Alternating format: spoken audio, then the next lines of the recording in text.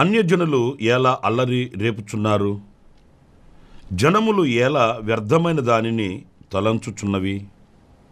చూడండి, ఈ వాక్యంలో జనులు అల్లరి రేపుచున్నారంట. ఈరోజు ఇటు చూచినా కూడా ఏదో ఒక అల్లరి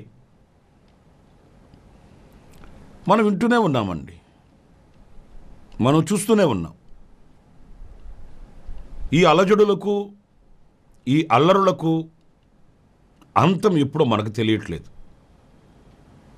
ఒకటి పోతే మరొకటి, ఒకటి పోతే మరొకటి. ఈ రోజున అలజడులు అనుక్షణం మనం చూడవలసి వస్తుంది.